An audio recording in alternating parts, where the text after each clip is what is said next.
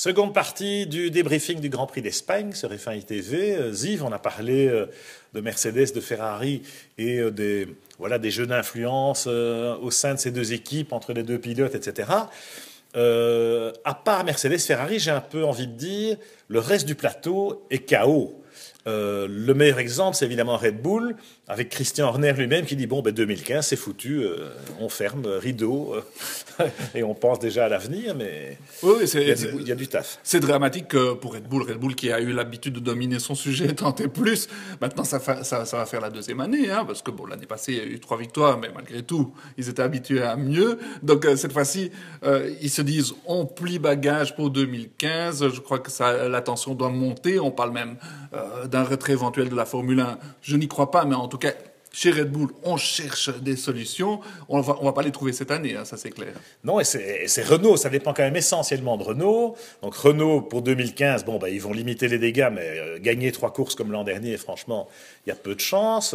Quand on entend en tout cas les gens de Red Bull, Helmut Marko dit si on revient dans le parcours, c'est pas avant les 3 derniers Grands Prix, vous imaginez, au mois de novembre. Et puis 2016, c'est pas gagné. Est-ce que Renault a les ressources, a les moyens, a la comment dirais-je, l'ambition nécessaire pour faire ce que Ferrari a fait l'hiver dernier, en l'occurrence pour essayer de se remettre à niveau. Et encore, c'est pas gagné parce que Mercedes ne dort pas sur ses lauriers. 2016, rappelons-le, c'est la dernière année de contrat de Red Bull Renault en motorisation. Alors, si Red Bull reste, effectivement, ils doivent rester d'une manière ou d'une autre. 2017, on parle d'une modification éventuelle de la réglementation moteur pour 2017. Et tout le monde sait qu'il y a Audi au balcon parce que depuis l'annonce de la démission de Ferdinand Piëch du directoire du groupe Volkswagen, le vent tourne en interne chez Audi et ce serait assez logique de voir Audi en F1, et si c'est le cas, c'est forcément avec Red Bull. Je ne vois pas très bien avec qui d'autre il pourrait le faire. Oui, Red Bull serait accueilli les bras ouverts, d'autant plus que, comme tu dis, il y aura un changement de réglementation en 2017, ce qui fait que si Audi décidait aujourd'hui de venir en Formule 1, ils auraient quand même pas mal de temps pour préparer 2017. Et quelle meilleure équipe que Red Bull pour le faire, enfin, tout concorde. Même si, en gros, nouvelle réglementation, on va quand même garder les mêmes moteurs. En tout cas, la même architecture de V6 turbo, les systèmes hybrides et tout. Simplement, on va peut-être mettre un peu plus de chevaux, un peu plus de ça, un peu moins de ça, enfin bref. Mais l'expérience d'Audi dans le domaine est formidable. Ce qu'ils ont prouvé au Mans et en WEC est magnifique. Donc, ils auront pas vraiment beaucoup à s'adapter et ils vont trouver les moyens de réussir, ça c'est sûr. Alors, on sait qu'entre le groupe Volkswagen et Red Bull, il y a des liens depuis très longtemps, que Mateschitz et Winterkorn, le président de Volkswagen, se parlent, etc. Donc bon, on n'en est pas encore là. Mais avec Dominique Ali dans le parcours, il y a quand même beaucoup de signes avant-coureurs. Et Renault, franchement, on se demande un peu dans ce cas-là, quelle sera l'attitude de Renault. Ça va beaucoup dépendre, je crois, des développements potentiels et des résultats. Parce que s'il n'y a pas de résultats, je pense que tout le monde en tirera les conclusions qui s'imposent.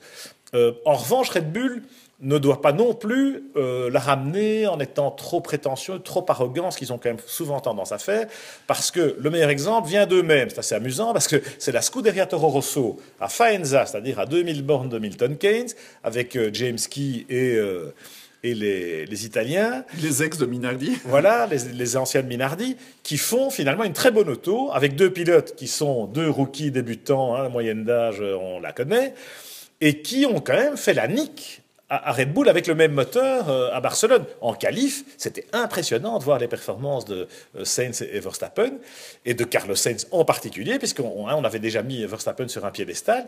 Et puis en course, alors c'est vrai qu'en course, là, Toro Rosso souffre encore, notamment avec le plein d'essence en début de course, c'est une catastrophe.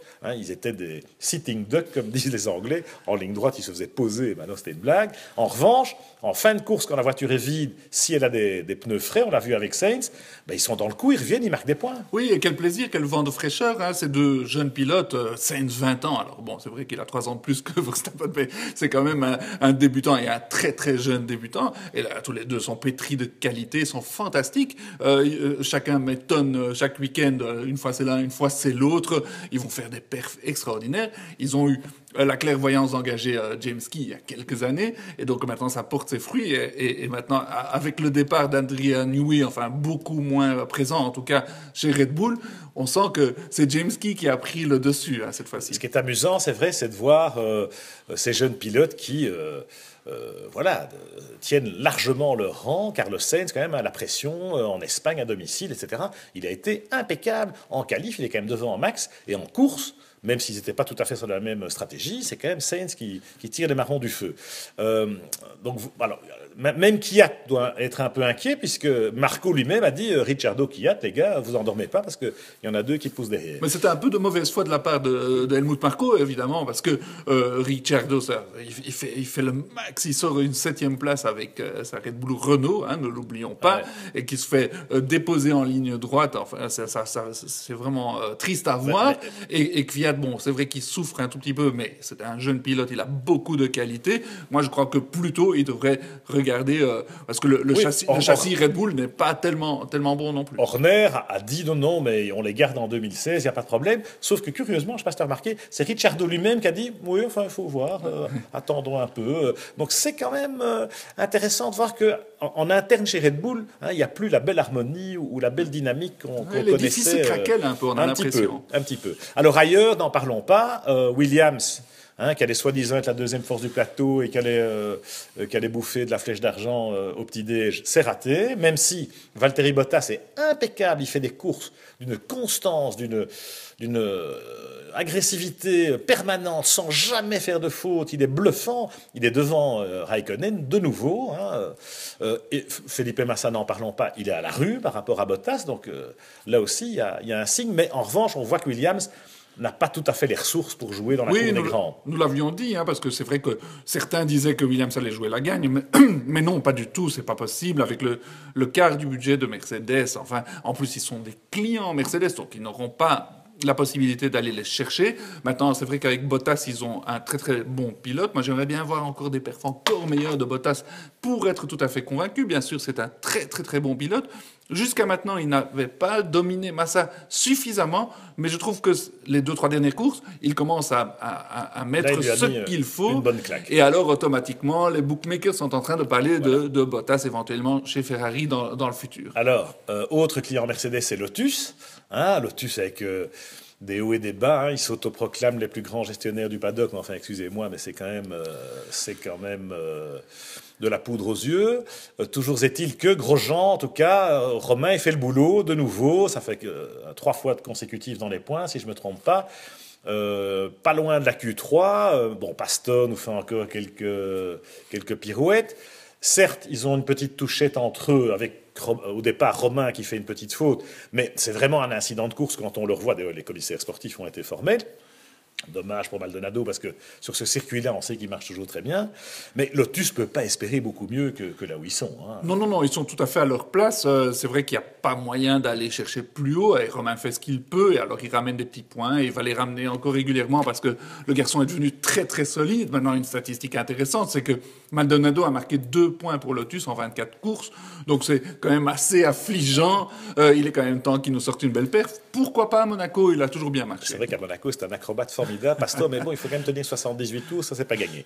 On termine avec McLaren Honda, Ziv, parce que là aussi, certes, il y a eu des évolutions, certes, on travaille, et certes, demain on rase gratis, beaucoup de méthodes couées dans la com. Mais bon, moi je pense, et on en parlait avec Mark Webber, qui avait un avis intéressant parce qu'il est vraiment à l'extérieur, et Mark il dit, vu d'où ils partent, cette année, il n'y a aucune chance de les voir marquer des gros points ou aller sur le podium. Aucune chance. Oui, ce qu'ils ont très très bien réussi, par contre, c'est leur nouvelle déco. La voiture est splendide. Là, vraiment, ils ont réussi leur coup. Bon, ceci dit, c'est... Oui, enfin, là franchement, les goûts et les couleurs, mon cher Ziv. Oui, moi, je trouve ça joli. McLaren orange, un peu pétante, enfin, voilà, la couleur originelle, plutôt que ce sinistre c'est vrai, pourquoi noir pas. Et rouge, enfin, voilà. Mais c'est vrai que le chemin à parcourir est long et va être très très difficile.